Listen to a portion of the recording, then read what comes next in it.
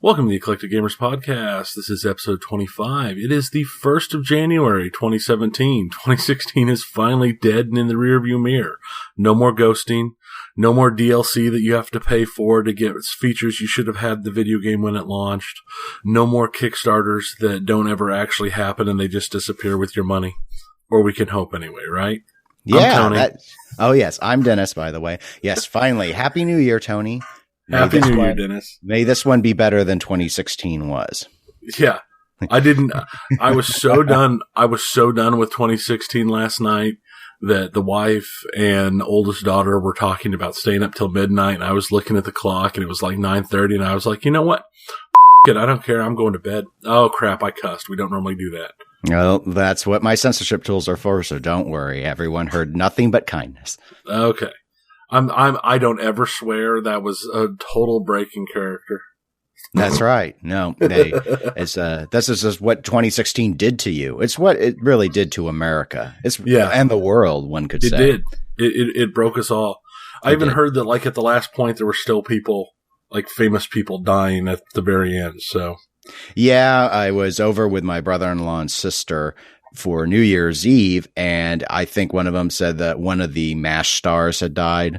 Yeah, that's what I heard. So anyway, yeah, it was just, we always, you lose, obviously, you lose celebrities every year. This year just seemed particularly rough for a lot of people because there were a lot of major icons, from going all the way back to David Bowie and Alan Rickman up to the more recent, obviously, Debbie Reynolds, Carrie Fisher, Kenny Baker over the summer. That's right. And then what's the Wham guy? George something? George Michael. Thank you, George Michael, more recently. Yeah. So, I mean, there's so many, I can't even keep them straight anymore. And so let us just try and move past as best we can. Though it wasn't all doom and gloom in 2016. A very strong year for video games, which I know we'll hit upon, I believe, in our video game segment. Yes, we will. But I guess let's go ahead and it's a new year, but we're following the same old format. So let's go ahead and go formally into the introductions, and we'll start with you as we typically do. So, Tony, what's been going on outside of not staying up till the new year? Well, I've been doing a pretty good job of keeping up with my podcast, which is really impressive considering the last week of the year, as always, was Giant Bomb put out their Game of the Year discussion, and I really like how they do their Game of the Year because they don't just go, well, here's our 10 best games of the year. They do a whole bunch of categories, and they put out a podcast every day for the last 5 weekdays of the year that's discussions over, they normally do like 4 categories a day, and each podcast is like 3 or 3.5 hours long because it's the entire Giant Bomb crew in there basically discussing / arguing / horse trading for what games they think should win in each section. I've always heard good things about it, but I have never been able to overcome that time period hurdle because everyone also has been very upfront that they talk that much, that long. And I have a lot of trouble thinking that you can actually have that much content that I would want to sit through. So I've always just sort of shied away from listening to the in-depth discussions, even though I think a lot of them would probably be fascinating. I don't know if I would, want to sit through it for every single category of every single game. I would have a lot of trouble with it, I think. Yeah, no, it's definitely, it's long. And like I said, the categories are all different. I mean, they're not all just best game because they do worst game of the year and best game of the year, the last 2 categories they do. But I mean, like the last show, which I finished yesterday, was almost 4 hours long. And literally the last hour of it to like hour and 20 minutes of it was discussing like the final order of the top 4 games for Game of the Year because everything else below that they'd locked in. So it's just, I like cause it's, a real behind the scenes view of those, type of those types of lists put together with people actually talking about it, not just putting out the list. So that's why I enjoy it. And this year they did more because they actually, their main podcast, they do video and they live stream when they're recording the podcast. And they put the video up so you can watch the video. So they did video of the entire thing this year too. So you can see the people's faces as their hopes and dreams die as everybody shoots down what they think the best game for a thing should be. How many people are the team? How big is this group? That group that's a group of seven people. Okay. So yeah, it's it's the cast of their primary Giant Bomb podcast and the Beast cast. They all come together. They all fly to San Francisco because that's where they're based, and they come together and they all sit in one room and hash it out like all day for a week. And other than that, the only thing I've done otherwise is during the Steam sale, I picked up Doom and started playing Doom. And wow, that game is awesome. I'm amazed at how, it was a Doom. It's Doom. I was like, it's Doom. But I just kept hearing, how awesome Doom was and how awesome Doom was and how awesome Doom was. And then I picked up Doom, and yeah, Doom's pretty awesome. I haven't even touched the multiplayer. I hear the multiplayer is crap, but the single player is amazingly awesome. Yeah, I haven't tried the multiplayer in it yet. I have not finished it yet, actually. I was playing it a few days ago, but I hit roadblocks. I believe I'm playing on the default difficulty, but it's just, it's so different from what I play nowadays. And I'll get to areas and I'll be running out of all the ammo, and I'll have missed too many shots, or I stood still, and standing still is death in Doom. And it's so it's very challenging, but it's got a great look. I think its frame rate's really good. It's very competent. So for a game that maybe should have come out sooner than it did, it's a really stellar example. If we were to compare it to when Gearbox finally pushed out Duke Nukem Forever, which is a truly terrible game. It's bad. This is not, and like you, I've not tried the multiplayer, so can't. Yeah, no, like I said, it's very much the old school feel of, you don't have to reload, and you know how often that I hit R to reload a weapon in that game when it's like, I have a second of breath and it doesn't do anything, or if it changes what my secondary weapon is because you don't reload that game. You just hold the trigger down and spray. Yeah, that reload. Yeah, reloading. So I'm so reliant on reloading. I constantly am pushing it when I play Diva in Overwatch, which is pointless.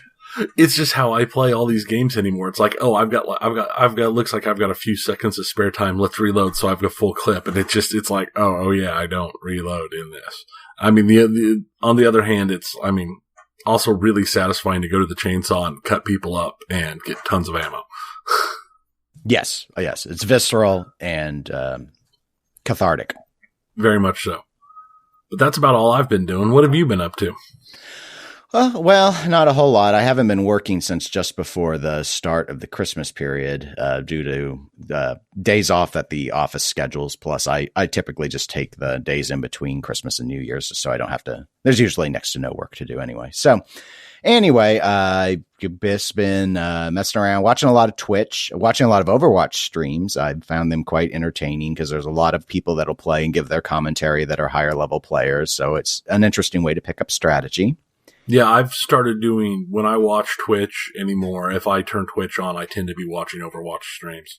Unless it's a Monday and then I watch Bob Ross. Ah, yes, Bob Ross. Yeah, I saw him on during Monday.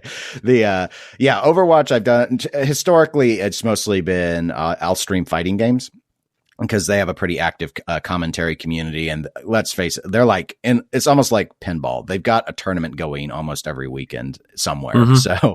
So there's commentary going for those sort of things. But, and speaking of games though, I did get, a number of games for Christmas already. Most of them I haven't started. I'll talk about the ones I have started when we get to the video game segment. And those would be Gears of War 4 and Final Fantasy 15. But, games that I've received that I've installed them all, but I have not actually begun playing them yet. XCOM 2, which I'm really looking forward to. I enjoyed it. I know you did. That's why it was on my list. Mafia 3. I enjoyed the second one. So I've heard some really good things. I've heard Like the opening of that game is amazing, and the whole game is not bad, but like apparently the opening is just like it could be a movie. It's so well done, is what I've heard. Yes, I've heard mixed reactions on Mafia 3 that essentially that it's a competent game, but maybe doesn't live up to the full breadth of storytelling that Mafia 2 had, which Mafia 2 was I thought a really enjoyable story. Dishonored 2. I had someone ask me why I asked for that game because they thought I didn't like the first Dishonored. And I don't know if I've commented on Dishonored ever on this podcast, but if I have, I want to clarify. I never disliked Dishonored 1. I thought it was an ugly game. That's not the same thing. I mean, aesthetically, I find it unappealing, but and I thought the story was pedestrian. I didn't understand why. There were a lot of people who were talking about how great the story in Dishonored was, and I just thought it was okay. And the last game was 7 Days to Die, and I think I read some good things about it. I didn't remember it all that well. I know because I get it mixed up in my head with Dying Light, which was disappointing to me, but. Yeah, I don't think I've even heard of 7 Days to Die. It was a fairly low cost title. I'm not even sure it retailed originally at $60. But anyway, I like that sort of stuff. Maybe we'll see. The survival horror type, stuff. Yeah. It really just depends on how they handle it. So some of the types I like, some of the types I don't. But so that's the slew of video games, and I tend to rely on Christmas and birthday for most of my major video game acquisitions. And so obviously this is going to be a lot of content to play through. So there's that. Superman Pinball, the restoration project is done. It's in the lineup. It works. So that is out of the way now. I'm once again project free. I've still got a few minor things, like I didn't have fuses of every ampage that they needed, so I had to order some. So like where I need to be using 7 amps, I'm using 10s right now. I'm cheating a little bit. But it says you're not supposed to do that. Well, you know what? It had a 30 in there, so I think I'm being a lot kinder than whatever was going on. Wow, it had a 30 in there. Well, I'm trying. No, maybe it was a 50. No, I don't. One of them had the wrong size. The 7 was actually correct, but when we were testing, because there was a problem with the fuse block. That was what was causing all the board issues. So even though it was hard you couldn't just pull the fuses out. They're really in there, as they should be. Once they're in, they were loose. So the connections were really bad. So I have a multimeter, but my dad came over because he's got one that does AC and DC. And so we're testing all these points, and everything was working on that, except there was a voltage loss related to that 7 amp. We would only ever pull, actually, it was some of them are in a chain, so it gets a little weird. But bottom line was there was voltage missing. There was voltage missing, but we couldn't figure out anything that was on that was sucking the voltage away. So it's like, okay, well, it's the problem with the power supply. That's what you'd think. So we're looking around trying to, we're going and we're checking point after point after point. And the book, the manual's got all these ranges for voltage, and it's not in range. It's just too short. It's too small. And so ultimately, what it completely turned out to be, which was not what either of us had thought it would be, was that the fuses were loose.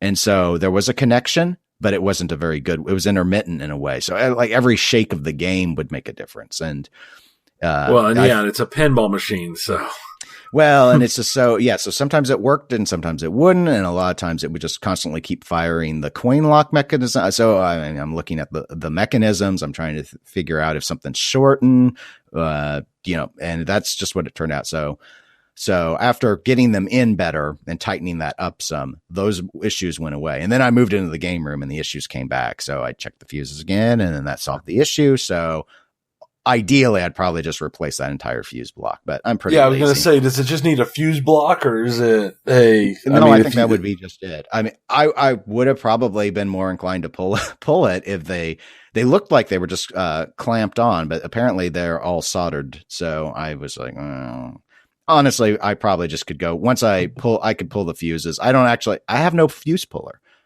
Really? Yeah, it's on order. You'd think I would have had one with as many fuses as I've worked with, but nope, I've never had one. I always use a screwdriver. So once I get that, because it's hard to reach back there, I think I'll take some needle noses and do a better job about just tightening those. They just need to be squeezed together more is really what the issue is. But anyway, so waiting on that. But the project's finished. I put a final picture up on our Facebook page, facebook.com/Eclectic Gamers Podcast. And a listener. I want to know real quick. Go ahead. Where did you put it in your pinball room? Did you have to pull some more stuff out? Because I didn't think there was enough room for a wide body in there. Did you end up pulling that door? The door. Which door? I thought you were talking about taking the game room door off to make a little bit more room. Oh, I did that months ago. Oh, okay. Yeah, that door was already gone. My niece saw it and she almost freaked out because I made a change. And she got really upset that there was no door. It's because she always was shutting it. But I pulled the door when it got firepower. But it was rearranged. There's the couch and the table are not in there anymore. They're in the garage. And so those are out of the way. And then the mini fridge. The mini fridge is in the garage as well. Because the virtual pin is now where the mini fridge was, all the way at the very end where that wall sticks out a bit because that's where the vent, the HVAC stuff starts. And so that's there. And then because I don't have to pull the glass off of that all the time, the main cabinet is at the other wall counter to it. So they're across from each other. So you can only play one of those two at a time. But they're at the very end now. That gave me enough room along the wall so that Superman could join the lineup.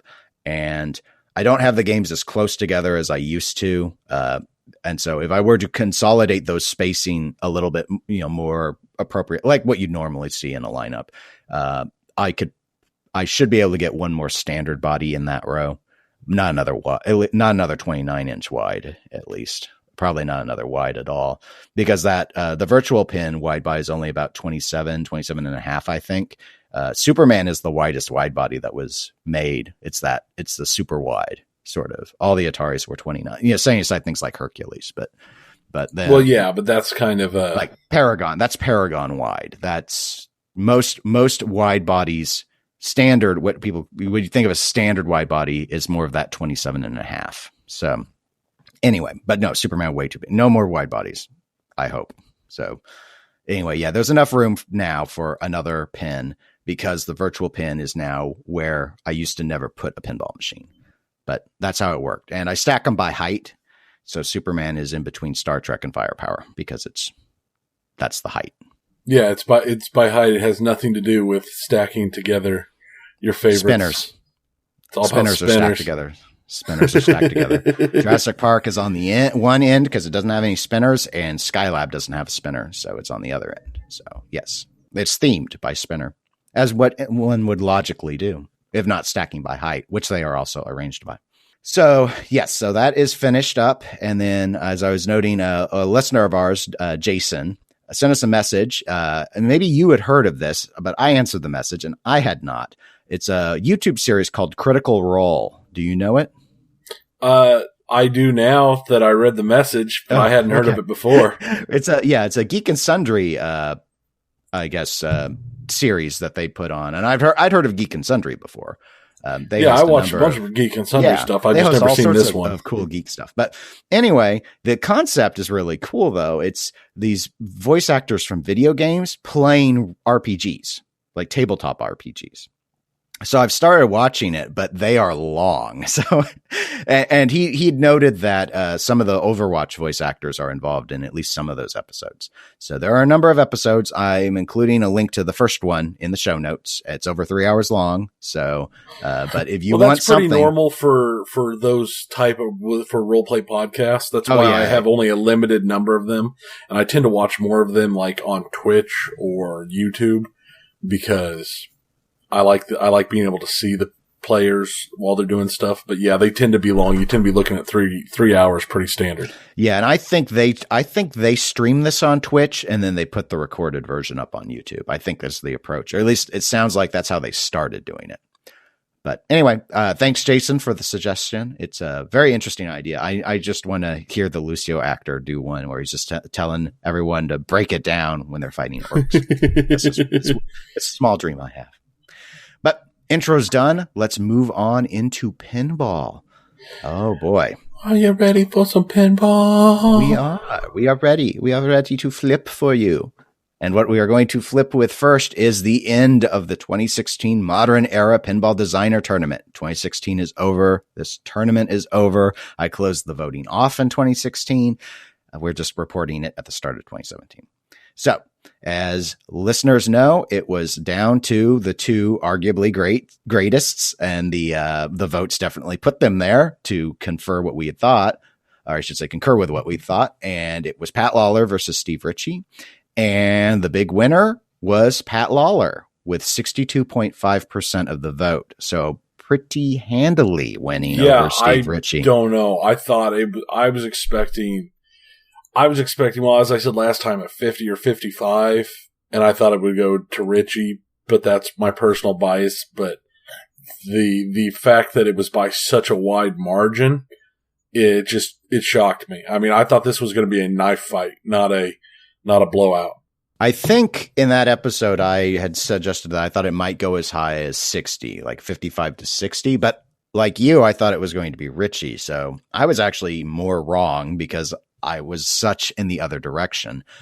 I don't want to tell the listeners that they were wrong, but I think I have to.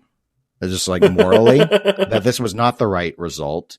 I don't know what to blame. I'm going to blame Adam's family. They're everywhere. They're still everywhere. And everyone overrates that game so much that they just think that he is the greatest thing ever. Or they are tinkerers and they have a Twilight Zone and they love having to fix 50,000 different mechs. Those are my two working theories. But he is a really great designer. So it's not undeserved at all. So congratulations to Pat. I'm really, really shocked, but those are the tastes of the world. And who are we to argue other than the ones with the microphones that we get to? Next tournament. You're wrong. You're just wrong. You look, internet, Reddit, whatever ones you were, you guys, you chose poorly, but this isn't Last Crusade. It's not like you're going to be rapidly aged or anything for making a mistake. We forgive you. And I think ultimately I'm going to make a page for these tournaments where I have the final bracket results because I've been keeping a bracket on this. I just haven't been posting the image over and over because I don't think it's particularly, especially in a setup like this where there were so few people. I didn't think it was necessary, but I do have one. And I'd like to get that one in our 1980s pinball tournament up on those. Yeah, I think I'll just stick them all on the same sort of page. Our web presence is very simplistic because I maintain it, but yeah, it'd be nice for people to be able to go back and look instead of having to always just listen to the episode to know what we were talking about when we keep referring back to things. But speaking of the tournament stuff, I should note, probably going to start the wide body. We're not starting that today. I actually have already built the whole voting form system for the first round, so it's ready to go. I just don't want to start it yet. I'm thinking we'll either start it next episode or the episode after. It depends on how we want to do. Next episode's our 1 year anniversary episode, so I don't know yet if I want to work that in because there's just so many matchups that I'm going to have to say where I just drone on, and we can tear through them pretty quick. But we need to decide what we're going to do for the next episode still. So we plan ahead, folks, but we don't plan that far ahead. Yeah, so, we're not people who, we don't have everything planned out, like 5 months in advance. No. We have a loose skeleton, basically, but we got to attach the muscle and sinew still. Speaking of muscle and sinew, let's talk a little bit about American Pinball. The transition didn't work, but I didn't know what else to say. American Pinball, the last death of 2016. Well, it looks like that they're actually still at least on life support into 2017. Of course they are. Yes. This was just sort of surprising to me. And I had noted it earlier for listeners who follow us on Facebook, on our Facebook page, but I had an order from Pinball Life. They're one of the pinball parts suppliers. I use them to get all my rubber rings and stuff. And So I was ordering things for Superman, and my package came in the mail. And when I opened it up, normally there are flyers. Like you might see a flyer for an upcoming pinball festival, or like Tilt Amusements, which sells pinball machines. I had a thing from them, a sticker from them, and I think I've gotten things from them before. But also included was an American Pinball flyer. It was holiday themed. It said Happy Holidays on it on one side, and then on the other side was some information about the company, just sort of like that they design and make amusement arcade games and pinball machines, and appearing soon in 2017, Houdini, Master of Mystery. So, and then some contact information. So obviously, while we had noted in a prior episode that ever since Pinball Expo, they've essentially gone radio silent on social media, they're still obviously engaging in some form of what I consider traditional advertising, reaching out to the pinball community in a maybe less direct manner. So instead of them doing a big marketing push that I normally associate with pinball companies, here they are including flyers in with orders with a distributor who does, aftermarket things, aftermarket maintenance sort of stuff. Honestly, I don't think that's such a bad idea. I know there's been a few other groups that have done, especially when they've had something that you could just consider a real crash and burn, will go silent on social media and stuff until they can put out something decent. I know they did that with after the trash fire that was No Man's Sky. They went completely silent until they released their first their big foundation patch that they did back in early December.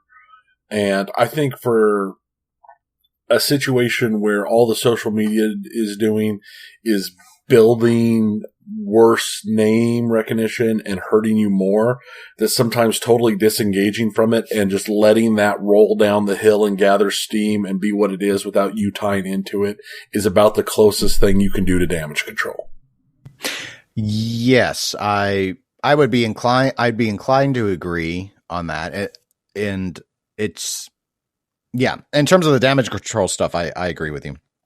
I don't exactly know, though, why they're bothering to advertise Houdini specifically if they don't. I mean, obviously they don't have a release date other than they're planning to get it out this year, though I will say that the flyer says appearing soon in 2017. I guess you could be open to interpretation. I would say you can't define soon as anything after halfway through the year, because how could it be soon if over half the year is done? So, yeah, now I'm going to be interested to see, what we're going to see, if they're going to have any presence in any of these early shows in the year at all, or if they're just going to stay away until having kind of, learned their mistake and just stay away until they can have a flipping machine for people to see. I think overall it would make a lot of sense, at least in terms of the show/festival scene, for them to engage in that sort of strategy. But you had mentioned No Man's Sky earlier, and I think they being American Pinball, are in a very similar situation to the No Man's Sky scenario, where you have an instance with a company that was seen as making a series of promises, and the promises weren't kept. So in the case of No Man's Sky, there's all the criticism about how the final product plays aside, the big criticism that I continue to see about No Man's Sky is they feel the developer went out in public and told a series of lies, saying that the game was going to do certain things that the game is not going to ever do. It's not meant to do. He promised things, implied certain, multiplayer MMO-esque aspects that are just not in the game. It's not how the game was programmed. And so it's like, why did you say all that stuff instead of saying this is what it's going to actually be? No Man's Sky is a fascinating game to me. Is one I've followed for over 2 years from, when I first heard about it as E3 as a game. I thought, wow, that makes me wish I had a PlayStation, or at the time a computer that could actually play that game, to a game that I have absolutely zero interest in ever trying. Yeah, I actually still have some interest in trying it. But it is more of a point that it's like, when the price gets down to something. And kind of hoping, because I still had a lot of hopes and dreams for what it would be, and they got shattered. And like I said, I didn't pick it up immediately. I definitely a very parallel situation between the between the two companies with where they are at and the kind of damage they've done to themselves. Yeah. So in the case of American Pinball, pivoting back on that, okay, Houdini, salvageable, sure. Let's just say yes. But the issue is, they had gone out on social media, gone and indicated that they were producing Magic Girl games.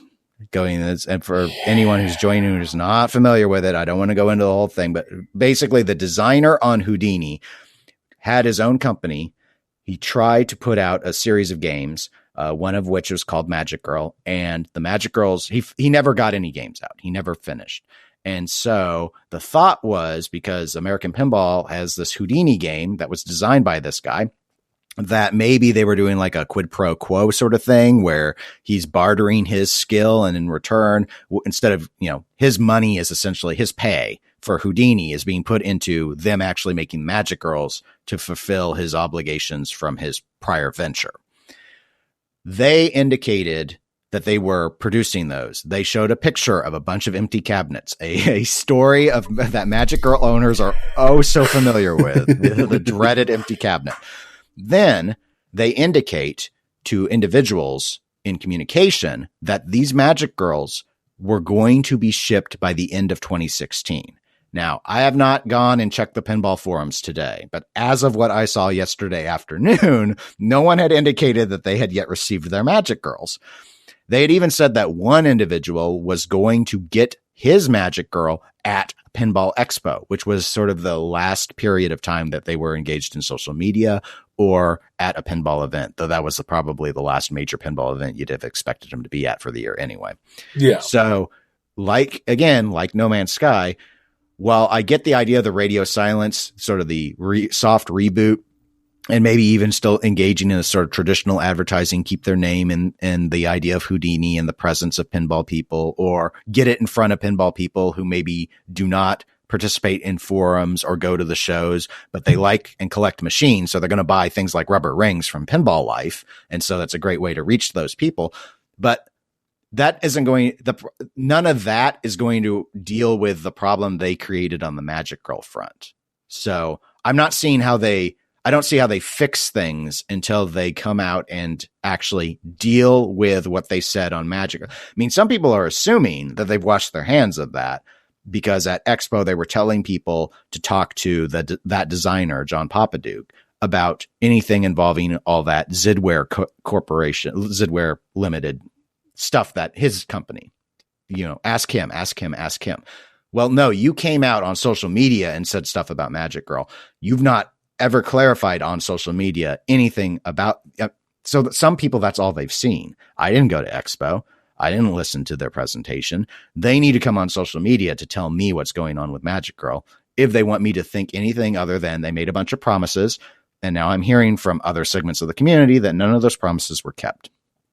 So it's like, I don't know why, to me, and I'm not a marketing person, so, don't take this with a whole bag of salt, but I don't understand why you even are still trying to keep Houdini on the minds of people until you can untangle yourself from this mess of Magic Girl. I mean, keep working towards Houdini if that's your plan to release it. But I mean, if they don't fix what they chose to entangle on Magic Girl, I don't know how many people are going to be willing to say, oh, you've brought in Joe, and John's not doing stuff now. You've brought in Joe. He's redesigning Houdini. Houdini's still John's idea. It's still his initial design. Do people want to buy something that John Papaduke worked on when John Papaduke's last 3 pins were no-shows? They were vaporware. Well, here's the question. What do you think if they never said a word on social media or anywhere about Magic Girl? If their answers to Magic Girl questions was, we hired a pinball designer, his background, his issues, they're not our concern. If you have any questions with that, talk to him. But that's not our problem. We just hired somebody who was available for hire at the time, who had a pedigree.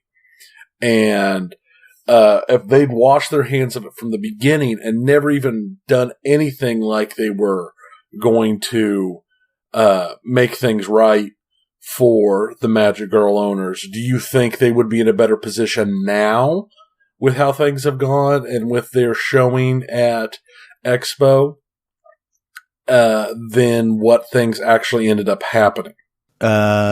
Interesting question. The short answer would be yes. The long answer would be it's more. Yeah. It would be. Oh, God. The longer answer with more words would be yes, but they still wouldn't be in a great position, because let's just set aside, just briefly, let's just set aside for a moment. Let's assume that all happened, but let's still assume that the show is what the show was. I mean, a lot of the show, it still would have been, they showed up to Pinball Expo with a playfield that's not in a cabinet. Nothing about Magic Girl made that happen. So that still would be the case. People still would have walked up to this diorama and they would have taken their photographs and then they would have put them on Pinside and people would have zoomed in enhanced. And then they'd have been like, why are there all these Zidware part logos all over this thing? It was built with Zidware part. See, it's still intermingled. And so those problems would still happen. Here's what even setting aside them going to Expo, here would have been that problem. I still think it would have been a better position because they wouldn't have been seen as breaking any promises. Then their only issue would have been, there would have been part of the pinball community that would have been encouraging people to boycott purchasing from American Pinball because they were employing essentially a designer who on his own burned so many people. That's not American Pinball's fault, but to punish John Papaduke, I think a lot of people who got burned by him would have tried to rally the troops to not support this new venture. Whether or not that would be successful overall, enough that like American Pinball would not be able to stay in business, I have no idea. But that would have been the discussion. That would have been the entire scenario, was why'd you hire a tainted designer instead of why'd you hire a tainted designer? Oh, you're going to bail him out. Oh, now you're not keeping your word on bailing him out like you said you would. Which has got everyone's hopes up that we're in on Magic Girl, and now their hopes are dashed again, or some of them are still clinging to it. But I mean, that's a cling of a desperate person. So that's that sort of, I mean, the only, as I think I said when we first discussed American Pinball and knew about the tie to John Papaduke, in my mind, the best chance they ever had to be successful would have been to not have him as the designer in the first place. Had they gone to Joe, I agree with that Balser, completely. if I'm saying his last name right, and from the get-go and said, hey, you've worked on a number of big games. You're just coming off of Jersey Jack Pinball. You know, I get it. His name isn't as known or as worshipped in pinball circles as John Papaduke's name is, but he's a competent designer. Bring him in and have him give you a theme. Have him, do Houdini or whatever you are. Don't do Houdini. I'll do a different game. It probably would have been different without John, because he came to them with an idea and that idea doesn't work. That's why Joe is having to rework the thing, is because it doesn't shoot. And that still would, in your scenario of them not promising any Magic Girls, that's still, it would still be everything else would still be the same. A Houdini that can't play. Good job. Yay. And who's going to fix all that sort of thing? At John Papaduke's speed, probably no one, but Joe could do it, but I don't know. I don't know if they'll last long enough. Can they hold out? Have they dug the pit? And when I remember, I mean, I don't remember exactly, but I remember when we were first talking about this, so many months ago, that was one of the big questions we talked about. It was, how deep is the pit, and can they survive in the pit long enough to get out and become something? And like you, I think that the pit's just too much. I think that they're too deep. I think trying to do, going with J-Pop in the first place was a mistake, but having done it, I think attempting to make Magic Girl right was their only way to hope to really survive. And I think they just messed everything up so bad that they're just, I think they're going to end up being DOA. I could be wrong. I hope, especially for the Magic Girls owners, that I am wrong. Well, not owners, because owners would imply that they had one. the Magic Girl purchasers, but I think that this is going to be one of the big things we see in this coming year is what happens with American Pinball. Yeah, I would say they're the boutique that's in the most trouble. The only thing that's been going on that I feel is to their credit is they have not taken pre-order money.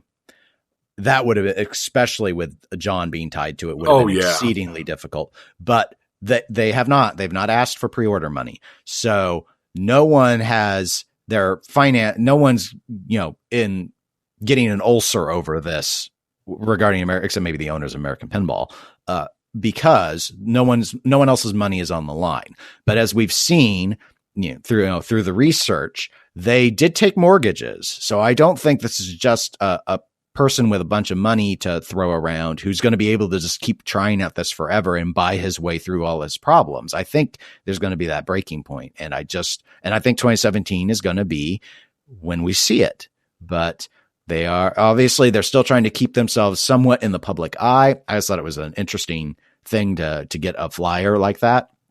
And it really surprised me because I thought they were going to die the slow, quiet death, but they're still advertising. So they're still making a go for it as of last week, at least. So anyway, interesting. Always interesting. So we'll have something to keep our eyes on throughout this year, but I know you have a number of hopes for this year, and it's an interesting concept to do for the show for our segments. So I'll let you go ahead and kick it off because I didn't come up with it. Okay, well, I was looking for what I'm looking forward to in 2017 because 2016 was a big burning ball, and I have these hopes for 2017, so I thought I would share them. When it comes to pinball, my hopes in 2017 is that things are calmer in the community. There's less anger, there's less hate. There's no ghosting. Games hit when they're supposed to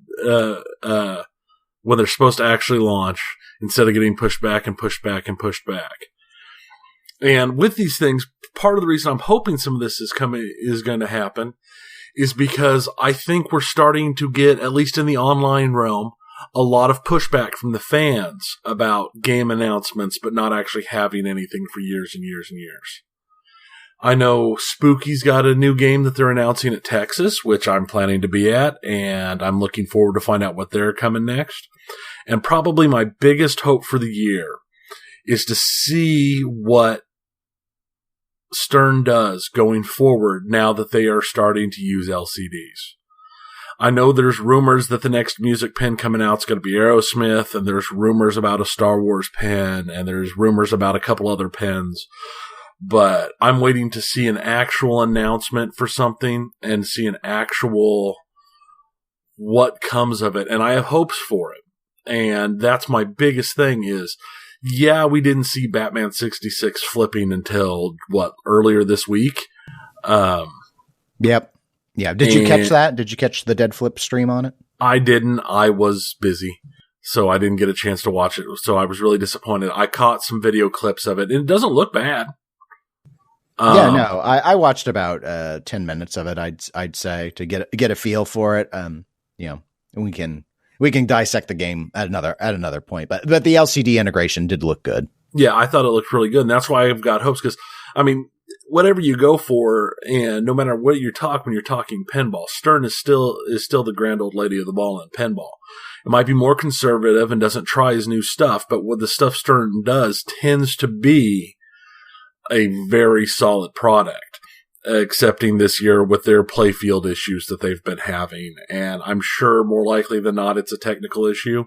I know they haven't really talked about it unless there's been announcements that I haven't heard. It hasn't really been talked about that much.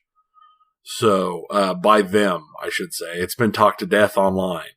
So, we will see what comes of it. How about you? Do you have any hopes for pinball this year?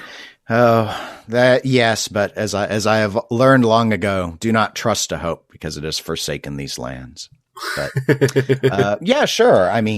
Let's see. One of my big hopes in pinball would be I really hope we see an effort by pinball companies to not just cater to the collector market, but to keep the operator market in mind In other words, I'd like to see broader support for lower cost pinball machines.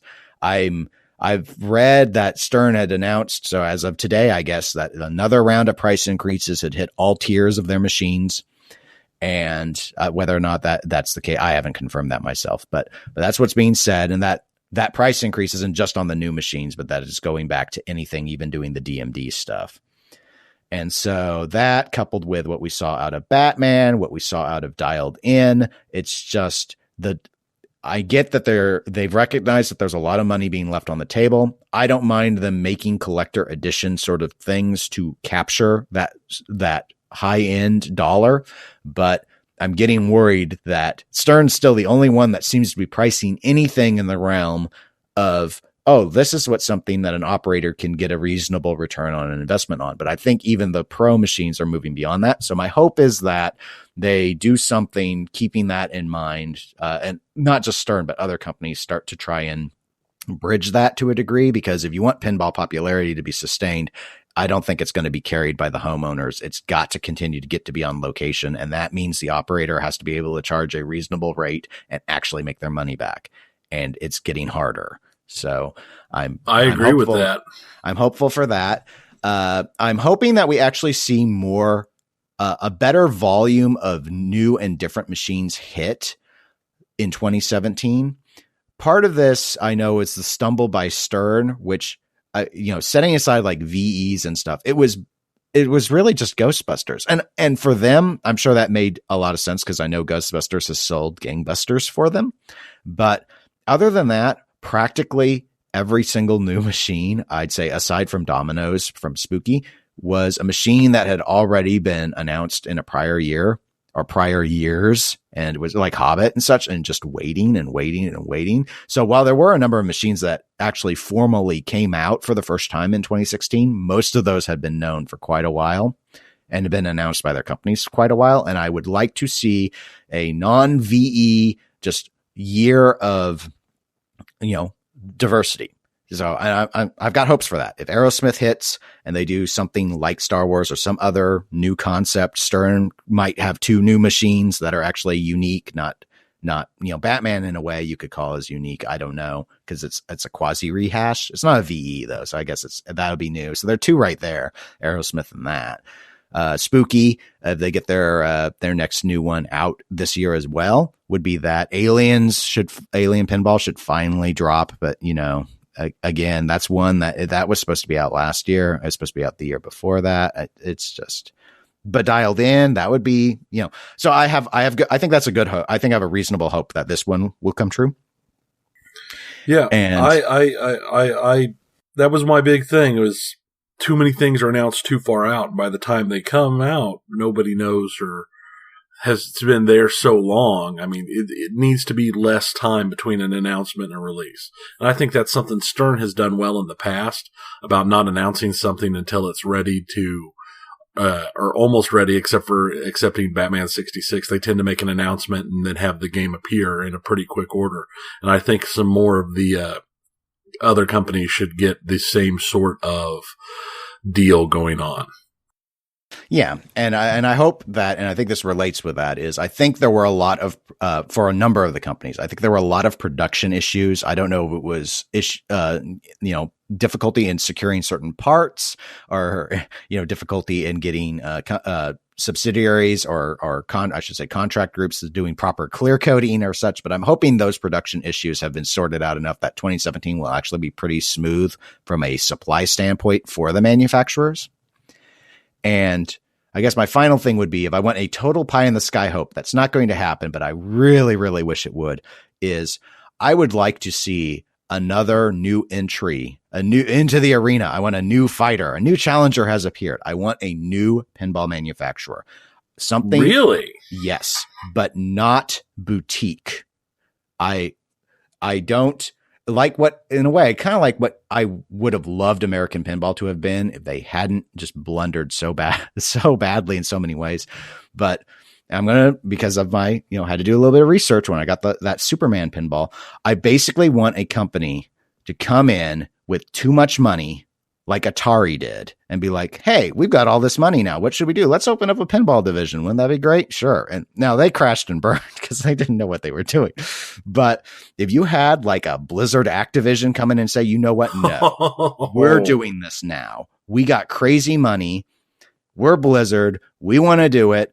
We're going to come in. We're going to just poach a bunch of designers that are really good. We've got enough money to power through any mistake we have. And we've got a whole slew of IP that the youngins are going to eat up. And the oldins are going to as well, because we remember the old stuff too.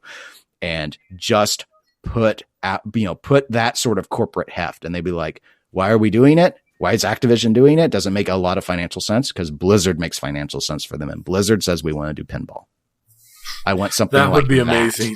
I want something like that, where they just come in, or if you had like a Valve come in and just, they got that crazy Steam money. And they're just like, Gabe, what's going on? I just like pinball a lot and I'm rich. This is what we're doing. Half-Life 3 is a pinball machine. That's right. Half-Life 3 is a pinball machine. That would be awesome. And so, because there are so many entities that could be, or you wanted something a little more, they don't have the money to do it. But again, I'm just talking pie in the sky hope. If you had like Zen Studios, Pinball FX2 people, they have some great designs they've come up with. No one knows the names of those designers who work for them, but they've had some really good virtual machines. Now they do a lot of games that could never actually be physical tables, but that know-how, the way those shots flow, they could design, real physical pinball if they had the backing. It's just, I want something with new blood, but it has to be something that actually has the financial backing to be able to do it without having to rely on pre-orders or bringing in a whole bunch of investors or anything like that. And there are companies that could do it if they had enough pull and enough interest to make it happen. And I just think it would shake up that would be the only thing I think that would truly shake up the landscape. And if you want to grow pinball, it would have to be a video game maker, I think. But anyway. Yeah, and with the IPs that the video game makers could bring in, it would be pretty good. I don't see it ever happening, but it would be amazing. And I think it would honestly be a great thing for the community as a whole.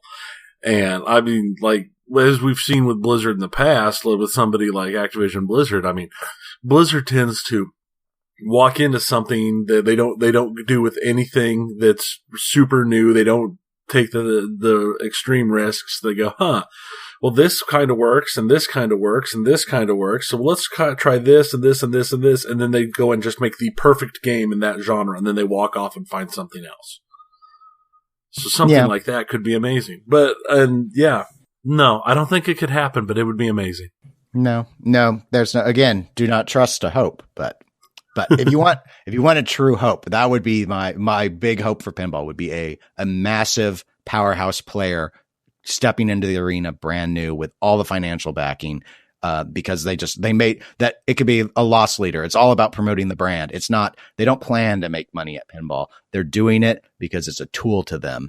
And there are companies that could be in that position, but I can't envision them ever doing it because there's so many better ways to promote their brands. But hey, it's a small dream. It's a small dream. Well, moving to our bigger dreams, let's go ahead and hop on over to the video game segment. I thought I'd go ahead and just start with the two games I mentioned that I got for Christmas that I've started to play, because we talk about games and what we've experienced. So I've only got two though to go through, and then we'll hit the 2017 hopes for the video game industry. But my first one I mentioned that I'll mention is Final Fantasy 15, also known as Final Fantasy Road Trip or Final Fantasy Bro Trip. However you want to refer to it as. This one wasn't what I call high on the list, because the design aesthetic to it did not look appealing to me. The story's all right as far as I am so far. I think I'm in chapter 4. It's very much in the young adult vein, which is kind of where Final Fantasy's always sort of sat. So you've got this group of 4 characters. You only play one. The rest are handled by AI. They're all very cliche. They fit a lot of the JRPG tropes. You've got the obnoxious one, which he is the most annoying, but thankfully he's not constantly talking. You've got the smart one, you've got the strong one, and then you've got you. And since it's a JRPG, you're the emo one. So you're going along. But if you set aside the ridiculous styling, they're all wearing black, and Final Fantasy loves their buckles and stuff. The interplay between the characters does feel pretty natural. So they actually hit that well. I think that landed a lot better than I expected it to. Side questing, some of them are sort of interesting that I've done. Most of the quote unquote side quests are hunting missions, and they are extremely repetitive. I'm just getting a total Borderlands vibe out of it. So I keep going in the main story because the side questing, or at least the hunting quests, are just too dull. And some of the other side quests seem to feel a little bit better because they have a story to them, but go out and kill, 5 of these puddings is not, that's not really much of a story there. Combat though, it's active based. I'd say this is the first time that Square Enix through Final Fantasy has embraced a fully active combat system, though they do have a mode, I've not tried it, where you can go into more of a turn-based format, but that's not what they promoted in the tutorials. It's not working well for me. I don't enjoy the combat system. I'm not comfortable with it. It's playing kind of like a dodge and spam attack hack and slash almost style, which if I were to now, I need to admit though, while I really, really liked Witcher 3 as an RPG, I never liked the combat in it. And this is falling in the same vein. I don't think whereas Skyrim or Fallout 3 and 4, I enjoy the combat in those active combat systems. I don't like this format where it's just wait for the enemy, figure out their pattern, roll and attack. To me, that's a hack and slash mechanic, and I'll play hack and slash sometime, but I don't like it in my RPG. So, because then you got your skill trees and stuff, and I'm not sure what I should be leveling because I'm not sure the best way to play it. And so it's just sort of, it works. I don't hate it. It's just, it doesn't resonate with me. I don't look forward to the combat. Whereas in some of like in Fallout, I look forward to the combat. So it's not something that's, kind of the smooth thing that you'd prefer. It feels like it's putting off the story almost because I've got to fight and I don't really enjoy it, so it's hurting the story and dragging it down overall. I guess I wouldn't go quite that far. I would just say that it's not, I don't want to go out, it'll be fun to go and do this big boss fight or go and fight this thing. Cause I just feel like I go and I figure out which weapon it's weak to after 5 seconds you can scan them in the more passive mode, I guess. I've never gone into it because you just hit them one time and you'll see the color of the damage float up. And if it's orange, I know it's weak to it. So I figure out which of the 4 weapon types they're weak to. And then I just hold down the B button and slash them to death until they try and hit me. And then I dodge. And then you can combo in your AI characters and stuff with certain maneuvers. And I do those, and that part works fairly well, but you don't spam that part. So no, it's just sort of like, it's not a great combat system. It's a little too repetitive. It's not as, and maybe I should go to the passive mode. It's not as tactical as I had hoped it would be. Have you played any of the Tales games? No. Okay. And for people who like the Tales combat system, they might really like this. I'm not sure. But I know in the Tales systems, or at least in some of them, you could switch between various characters. And you didn't just have to play one. Here I can only play the main character. I can't be the guy with the gun, and I can level him up and like give him stuff and make him better at what he does and give him new abilities, but I can't play that character. So I have to be the emo character and do his stuff. So it just feels like a little like I have less control and less meaningful choice than I did in older Final Fantasy games. It could be how I'd summarize it, but it's not bad. It's just, it's not my thing. It's not my type of combat. And that's really it for Final Fantasy. Gears of War 4, same old would be my description. I guess if you were worried about Coalition, I think that's who did the new one, taking it instead of being Epic Games, I'd say don't. It feels exactly like any other Gears game. They did it in the vein of Gears 3, not Judgment, which was the worst reviewed, and that one wasn't an Epic game. So anyway, I'm not surprised that they went that way. So like the grenade mechanic is back to the Gears 1, 2, 3 format, not the Gears Judgment format. I've only been playing the campaign single player. I never enjoyed multiplayer. deathmatch multiplayer in the Gears games. It's just, everyone was just roly-poly. They just roll and try and get you with one hit with a shotgun. So I don't like roly-poly multiplayer. And like the horde mode and stuff where you're fighting against waves of AI, I've enjoyed that in the past, but I have not tried it in the new game. The story and characters are as shallow as ever. So if you're hoping that the writing has improved, it has not. It is just your bros. You're going out there. You're going to chainsaw some stuff and you're going to shoot things in the face. I'd say, let's be honest. If the writing had improved, would it be a Gears game anymore? I mean, yeah, I think as long as it stayed corny, sure. I've not played a whole lot of Gears, but to me, the Gears games have always had a certain feel to them, and that's what made them a Gears game. And it was just, like corny, over the top. And I mean, really, it's a chainsaw bayonet on a gun, and that's all. It has a certain level of corn, and if it was to be more serious, I don't think it would work as well. No, I would agree. I don't really argue that it should be more serious. It could still be better written, though. It could be more entertaining. The banter could be stronger between the characters. They could incorporate a lot more.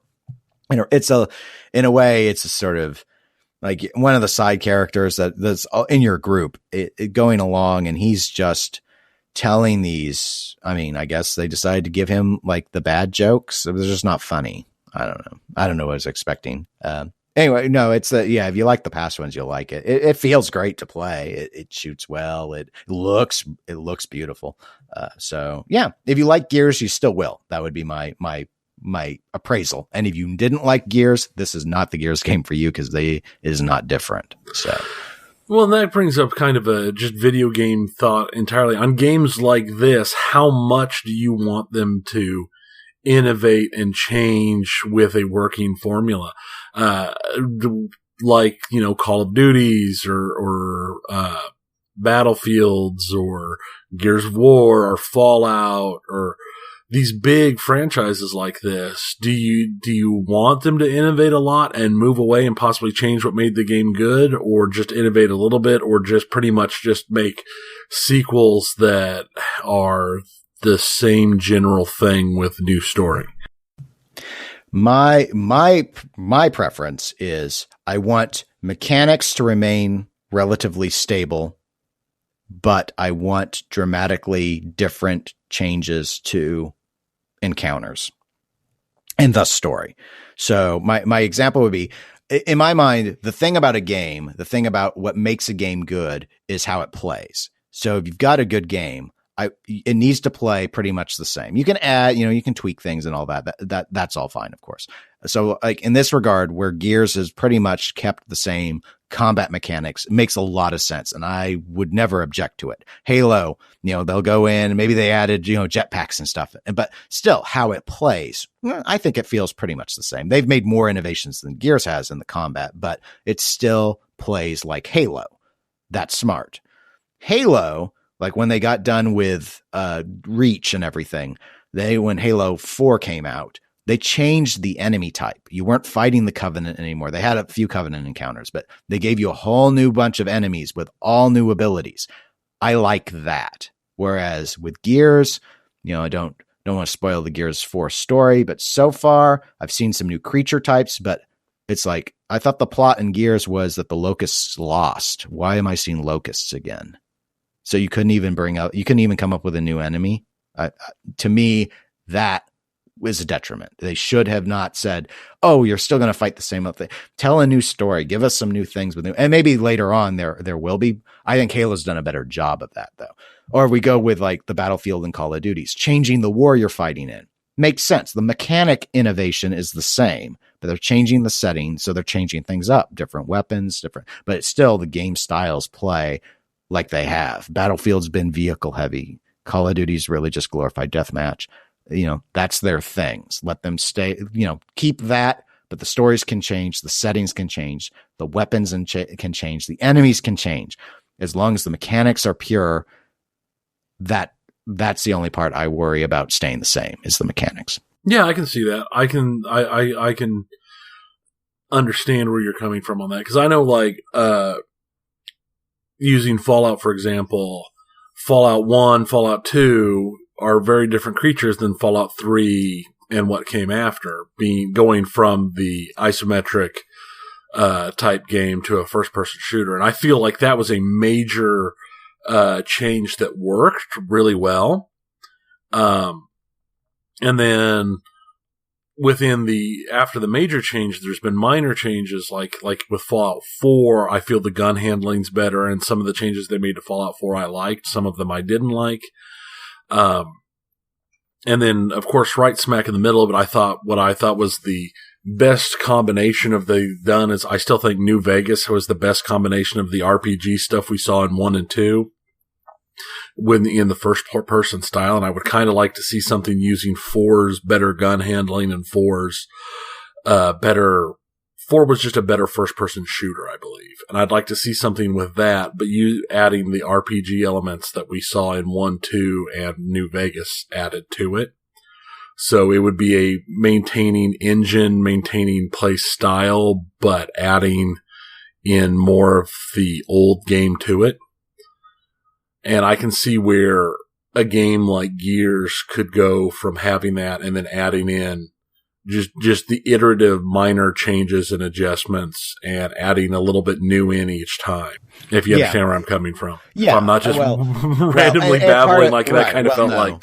No, part of my problem is, I'm trying to summarize what change I like to see, but it really does depend on the franchise as well. So, I give an example of the sci-fi-esque, in the case of Halo and Gears, where they had like trilogies. They told stories. Those stories said certain things happened. I don't like, and here's the sequel, and the thing that lost is back. No, you wrote yourself out of that as far as I'm concerned. It's real lazy to come and do that again. Whereas if you were to take something like Fallout, super mutants and all that, that's the world. That's the Fallout world. Always relying on that. It's like Final Fantasy. I expect there to be chocobos and I expect there to be Marlboros, and that's their approach. And so keeping the same sort of encounter types makes sense in that case, but you can change up other things in the storytelling. Fallout 3, Fallout New Vegas, Fallout 4, they tell dramatically different stories. And so that is enough that even, New Vegas and Fallout 3, they mechanically weren't all that different from each other, same engine and all that sort of stuff. So a lot of the things played the same, but I think Fallout New Vegas told a significantly better story, and which was good. And then on the bad side, Fallout New Vegas was way more buggy. So it was just, in the case of, is it a good game or not? I tend to recommend it to people, but it's, and that, like you pointed out, that I normally would never recommend such a significant change as to take a concept and change its entire genre, but it did work out for Fallout. I think that's where spinoffs can also make sense. Like Halo Wars 2 is coming out here soon. Those I enjoyed Halo RTS, Wars, but I've never been a big Halo person because I've never been a huge console gamer. I had a 360, but it's not something where consoles have been my primary gaming system since the PlayStation 2.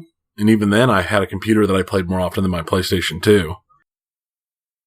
Yeah, you'd see certain, things are big enough and they want to branch out like that. But those have always been side things. There have been shmup style Halo games as well, those sort of isometric style. It's, that's all fine. That's just franchise building. That's different than the core stuff. The core stuff always is still the Spartan-esque style gameplay, and that works for them. And they've done, I think, a very good job about getting better on the storytelling. Bungie had a certain approach, a more strong, silent protagonist type, and that's really changed a lot since 3.4. I think for the better with 3.43. I think they have allowed their characters to have more personality.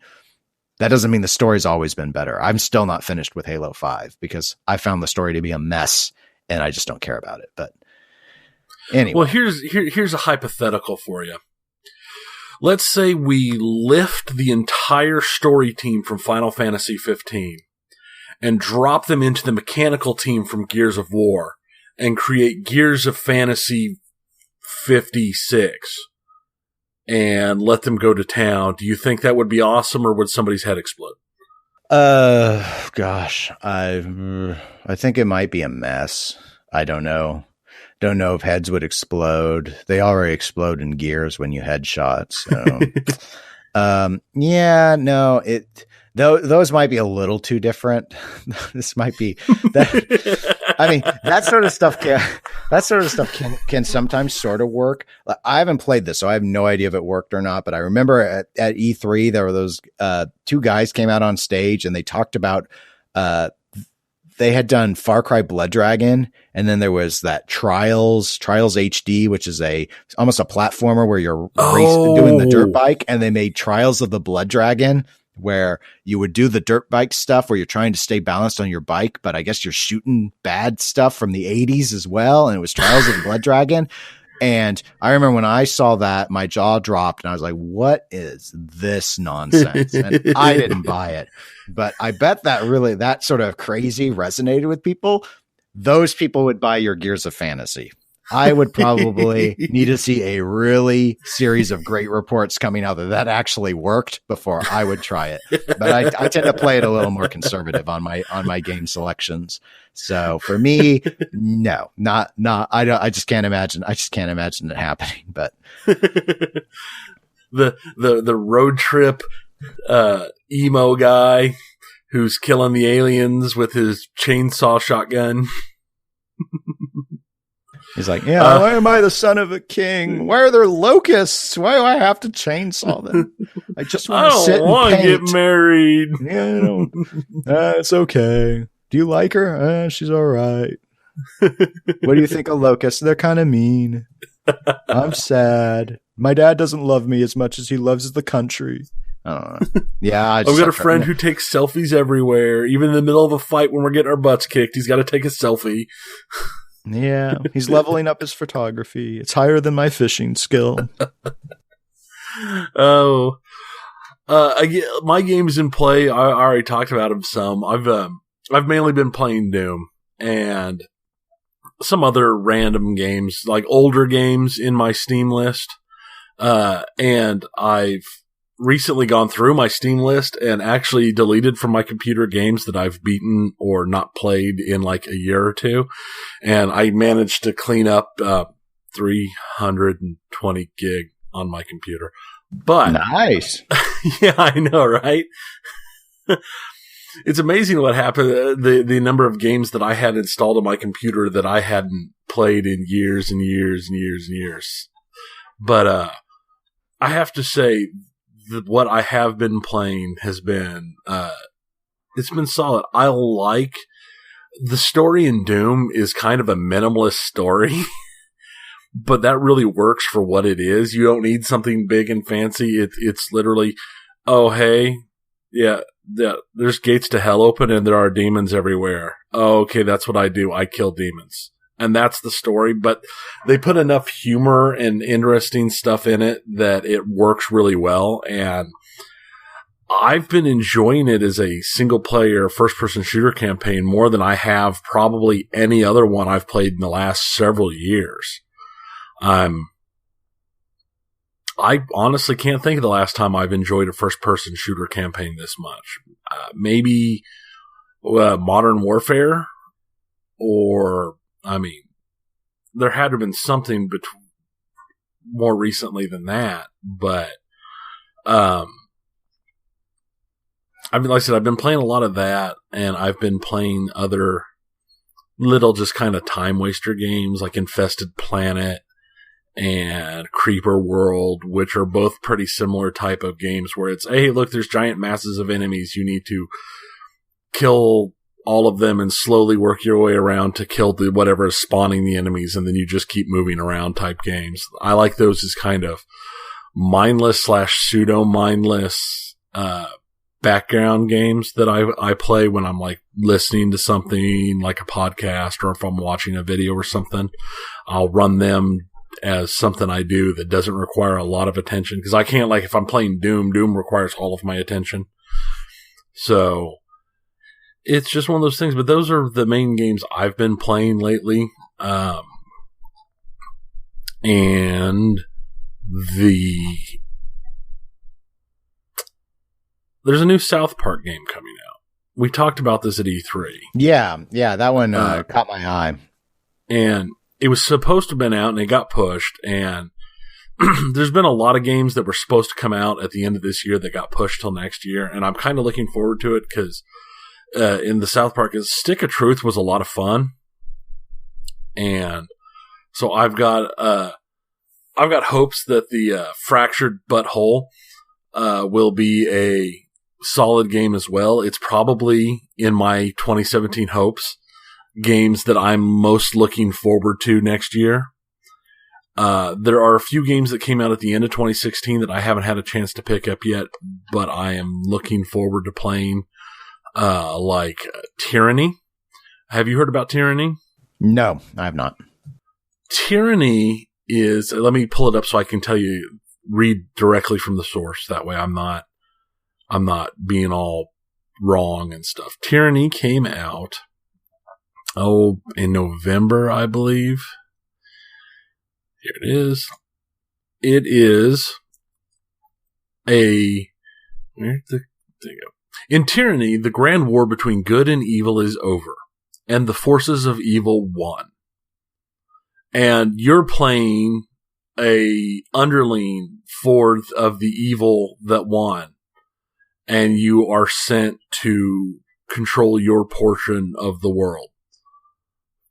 And it is a full-on RPG. It was put out by, what's the company name? I can't remember. Obsidian, who are, fairly well known for their they're pretty RPGs. Big. Yeah. And it looks like a really interesting game. I've watched some videos of people, playing it, and I'm a big fan of Obsidian. I have Pillars of Eternity, which I still have not beaten. I need to probably start that game over because I kind of got myself in a bad place and didn't really like my character. But I kind of like these big RPGs. They're very old school type RPGs, and I like that there's a company putting them out nowadays. I just wish I had more time to pour into them. But it's on my short list for next year with this new South Park game. And they're going to be part of my hopes for next year is that I will have more time to play. And I'm also hoping to get games closer to release. So it's not like Doom where it's been out for almost 8 months before I bought it and tried it. But overall, I think 2016 was a good year for video games. There were a lot of solid big games that came out, a lot of games I played that I enjoyed. And I think 2017 is going to be the same type of thing. We're going to see a lot of good games this year, and I really believe that. The question is, will we see any that really do everything we want to see? And there'll be games that don't work. It always happens. But I think it's going to be a good year for games. My hope is that it is. My 2016 was, and back at the beginning, when I mentioned not everything about 2016 was bad, what I was specifically thinking of was the video game segment, because the video games, there were so many well-reviewed, well-received, and well-enjoyed video games that I don't think 2017 is going to be able to live up to 2016. My hope is that I'm wrong and that the games in 2017 can actually exceed what we got in 2016. But there's not a whole lot there's still things in 2016 that I want to try, like Titanfall 2, I have heard is got a really good single player, and that it actually worked out being a good multiplayer game, which I had tried the tech demo the first week and it was pretty clunky. I heard they improved that after the first week, but as a for example, but you think about that and Doom and Battlefield 1 and the even Gears 4 and its combat mechanic and the Final Fantasy finally coming out and all. It's just, there was just so much that came to fruition in 2016. 2017, it's Fractured Butthole. I'm keeping my eye on that one. I'm keeping my eye on Cuphead, which should have been out by now, I think, but it's also been pushed back. But I mean, 2016 with things I still, Firewatch, which I still haven't played, Inside, which I still haven't played, sort of epic indie storytelling games. for the PlayStation people, the Uncharted 4. It's just, I think there's just so much there. And I haven't seen enough major things on the 2017 horizon because most of the big stuff we already know what's coming. So yeah. I don't think it's going to be as big of a deal. But my one hope is that I am wrong.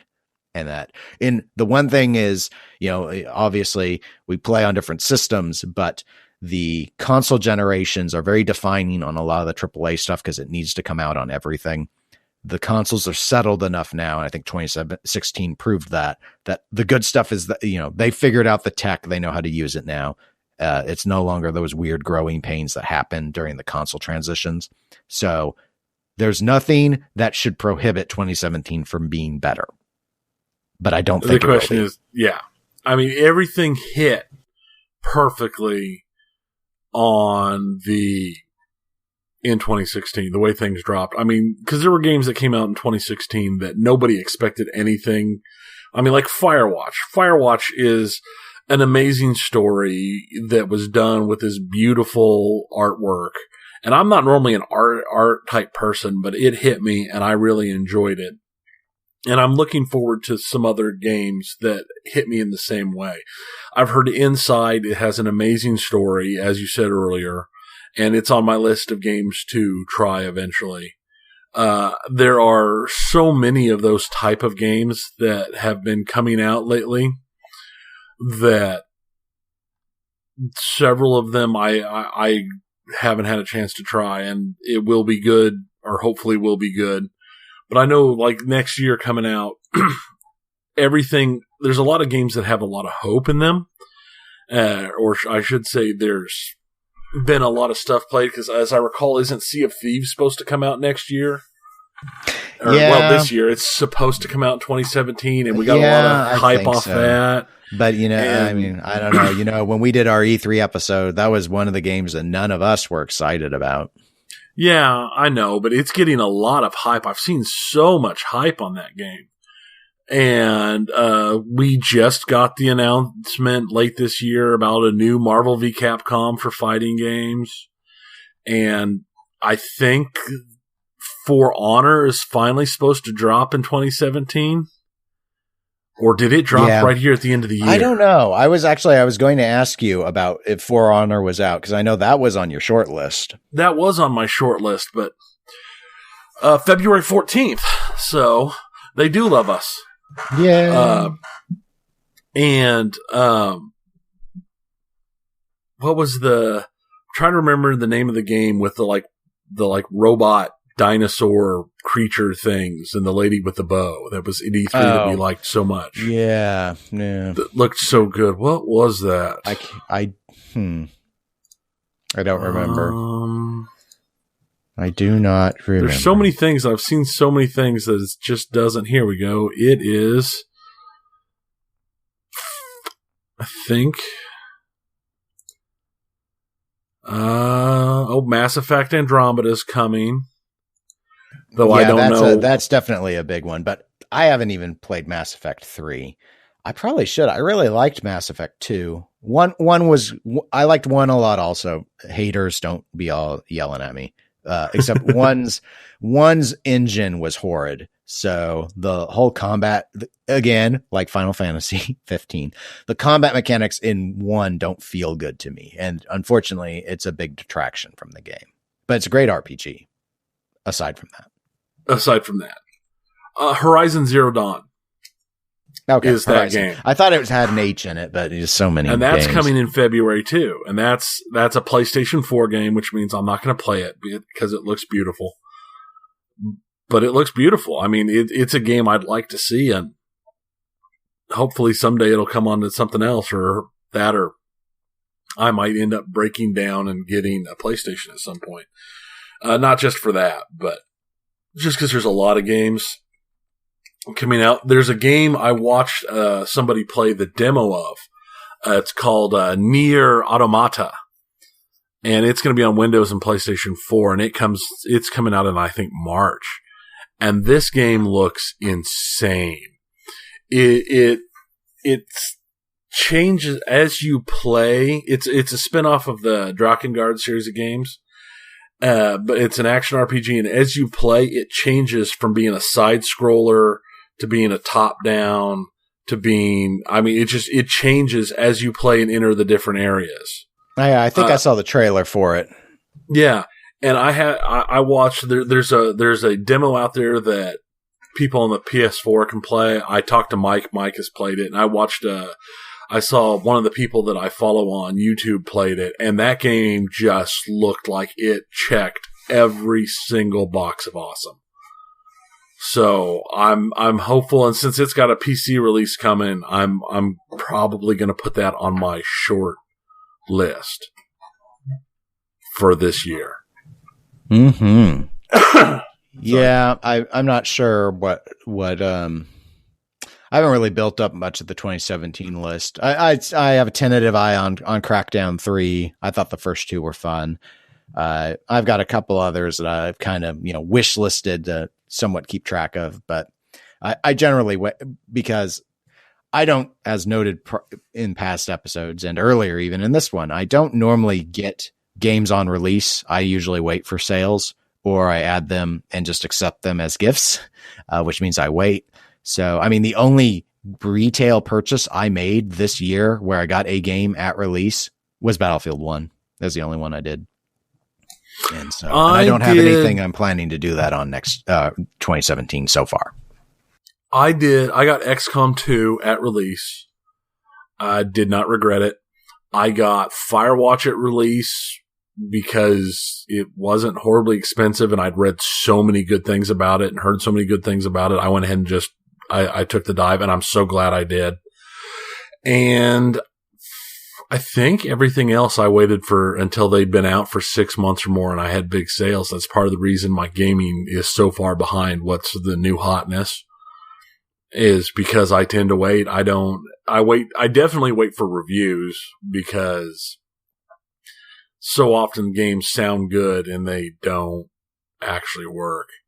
But yeah, we'll see. I'm hoping to get I'm hoping to get some games at release a bit more this year. Not a whole lot, but there's certain titles that I consider high enough priority that I might grab it. Surprisingly enough, I did not get Civ 6 at release. And I think this is the first Civ game I've not grabbed at release. And the only reason was just because I didn't have enough time to pour in that I knew a Civ game would require, because I can lose myself into a Civilization game for days and days upon days upon days. Yeah, I still don't have that. Actually, not all that long ago, I was playing Civ 5, continuing one of my prior saves that I had on my old computer when I moved over to the new one. And I thought, oh, Civ 6, that's out. Why don't I have that? And then I went back to playing Civ 5. Yeah, I have played Civ 5 within the last month. So that's something that, works for me. Good. Okay, well, I guess we can move to our final segment, which is Tabletop. Our Tabletop section.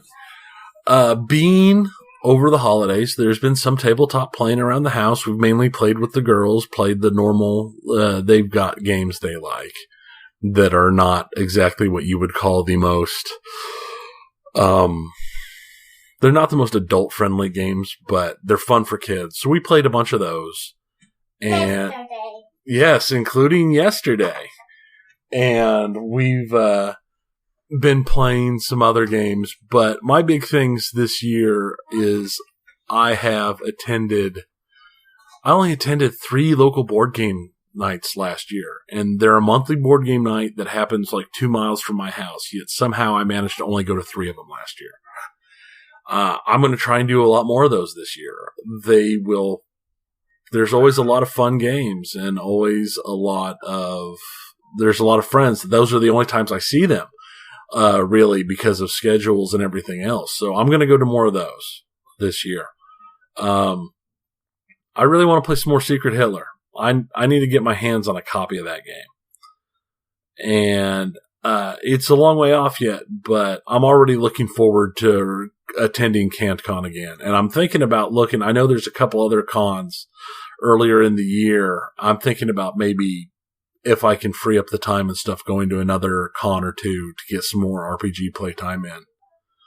And my big last hope is that I am going to finish up one of the 5 different RPG campaigns that I've been writing down and building, and actually play them with somebody and actually DM them. I mean, I've got the hero system one, or not hero system, but the superhero one is probably the farthest along that we got from that superhero game we played at CantCon. Right.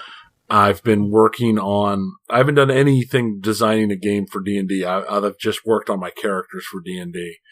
And then I actually was going through my stuff, and I've got several of the Star Wars role-playing game books for the initial release. They've got 3 releases now. They've got they've got one that deals with basically your Han Solo types, your outlaws, and your pirates and smugglers and stuff like that. It's Edges of the Empire. Then they've got one that deals with the rebels. You play as the rebels, and the last one that brings in Jedi and stuff like that. And the systems are all very similar, and they all play the same. It's just Edge of Empire. They're all aimed at different things, and you have different goals and stuff. And I've got the first set for playing smugglers and bounty hunters and the such. And I've been kind of knocking some stuff together for that when I've been in an especially Star Warsy mood. So what I'm hoping this year that I actually follow through and finish one of these, and at least get a game or two run, because it's been so long since I've DM'd anything. But I'm hoping to play. I'm hoping to get back into it. I'm hoping to get the time to get back into it, which is the big thing. I mean, we pinball a couple times a month, a board game night another time a month, plus all the normal family stuff and our game night and work stuff and being on call constantly. It seems like my time. There's points where I seem like I've got tons of time, and I'm just sitting down and going, what should I do? And it's like, well, there's not really much I can do right now because I don't have enough time to set aside like a day to do something. I've got an hour here, an hour there. But hopefully things will iron out and smooth out throughout this year, and I'll be able to get some more of this stuff in. Yeah, time management is always a challenge for things. Everything wants so much. That's our towards the end of the year in particular, on pinball, for example, I started to the tournaments. It's like, okay, are you doing an herb style? Are you planning to have an event that's going to run 8 hours? I just don't think I'm going to do it, sort of thing, because it's just so much time and so much sitting and waiting. And it's like, that's just a little too grueling for me. I don't, because I do a lot less tabletop than you. I don't really have high hopes. My simple hope is that I will be exposed to some more good, fun games that actually resonate with me, like how Secret Hitler did. If I could have a new Secret Hitler, that would be great. Something where it's just like, wow, this is really a lot of fun. I am hoping to do CantCon again. I'm hoping there are no scheduling conflicts or anything that get in the way, and I'll be able to do that because that was neat. And I just am keeping these hopes simple. My pinball hopes, I had those super ambitious ones. I had my moderate video game ones, and these will be my simple ones. Keep it simple. Keep it safe. Keep it simple. Keep it safe. Yeah, that's not a hard thing to do. I know I've got several games I've kickstarted that are supposedly going to be hitting this year. Several of them were supposed to have hit last year, but got pushed back. I know at least one of them is slated for a late January, early February release. If I remember the thing that came out correctly, the update, that's we talked about it before, the noisy person cards. Yes. Out. Yeah. That one sounded really interesting because of voices. Voices are special. Voices. So Yep, it's looking to be out early this year. They're looking to start shipping mid-January is what they're saying. So I should have it in a playable form by late February at the latest, I would think. Not for sure. I'm hoping to give that a try. I know there's a couple other games I've followed that are, due out. The Planet Mercenary they're looking at the first or second quarter this year, which has them pushed back from their original release date, but it's not been any doubt about that. They've been very good about keeping up with, because they were originally supposed to come out in May of 2016, and now they're looking at May of 2017, and that seems to be very normal. I mean, they've kept up the news. They've told us exactly why they've pushed and what's the problems are. So it's not like there's anything that's gone wrong or gone bad with that. So they do good communication. They do really good communication. I think that's a big secret thing. Not so secret, but in Kickstarters are for the communication. Like I know one of my I've given up on some of my older Kickstarters. I know like the Robotech RPG Tactics, I've gotten half of it. And that's honestly, I think that's all I'm going to get. I don't think there's going to be any more. Cause that game was successfully funded in 2013, and I got half of it, which I guess is more than. How do you get half a game? Do they like rip it in half and just mail you half? Well, it's a minis game, and they sent out the starter boxes that had I've got probably, actually, I ended up with probably more than half, but not everything I ordered, because they sent out the first round of stuff, and then there was going to be a second wave that had all of the extra, add-on stuff that they were adding later, and that would be taking longer to put out than the main initial wave. And the second wave has never materialized. And I honestly cannot remember the last time I got an update from them. I think it was maybe pre-Gen Con this year. I think they put something out. There's been nothing more recent than that. Well, let's hope that in 2017 you get more of your halves. Yeah. Holes. I haven't. Let's go for holes. The only things I have outstanding currently is Planet Mercenary, which they've been pushing updates constantly, and I know what it is and where it's coming. Noisy Person Cards, which they've just put out an update and told us exactly how it's coming along and when it, and the Threadbare RPG that we did the interview with last year, they've put out updates. It's coming along very well. It's still looking to be aimed for March or just after this year. And of course, BattleTech, which is not looking to be, I mean, it's looking to go into like alpha or beta this year, but it's not looking for a release until probably 2018 is my guess, but that's to be expected for a game with a long build time like that. So that's no real huge surprise to me. All right. Well, I think we hit everything on that we planned to hit. We have. We made it. We've made it almost a year. Next episode will be our formal, I guess, 1 year. Will the next episode be the formal 1 year? I knew it was one of these. Well, yeah, I think our very first episode actually released January 31st of 2016 was when we recorded it. So I guess that will give us next episode's 26 because we do every other week. So we'll actually have done a year's worth. It would be. So the next one would be the anniversary date, but the next episode will be the formal conclusion of 1 year of podcasting for us. Yes. And doesn't seem like a year.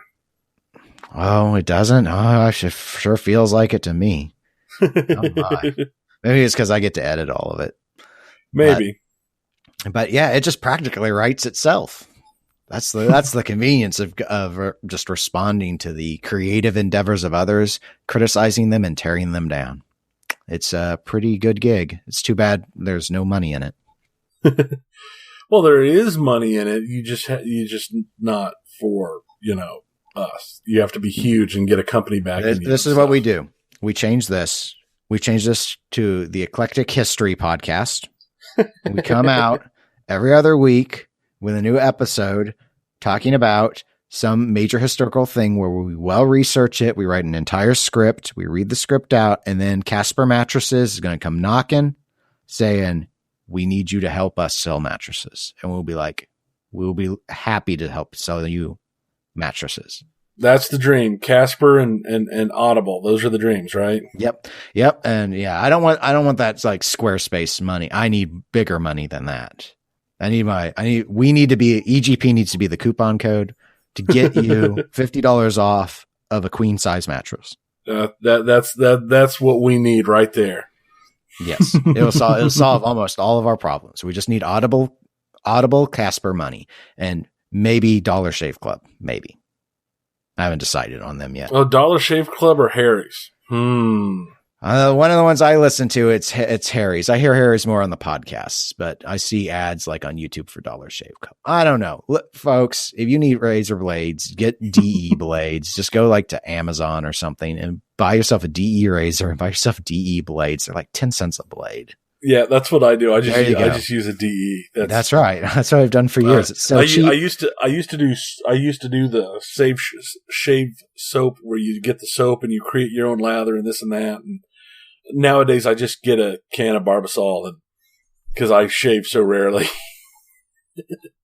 But it works. It does. DE blades. They're not patent protected. Anyone can make them. Anyway, enough about promoting the DE blades that aren't giving us any money. Those fools. After all we've done for them just now. If you want to reach out to us to talk preferably about games and not Barbasol, you can email us, eclecticgamerspodcast@gmail.com. You can also reach out to us on Facebook, as I mentioned earlier in the show. That's facebook.com/eclecticgamerspodcast. We're available on Twitter and Instagram as eclectic_gamers. And I think I should, because I think it's been a few months since I even plugged it. Please, if you can, go to iTunes and give us a rating and review. It helps others who are like you, interested in these sort of topics, find the podcast. So we really appreciate that. And that's it. Until next time, I'm Dennis, and I will say Happy New Year. I'm Tony, and I'll see you on our 1 year anniversary.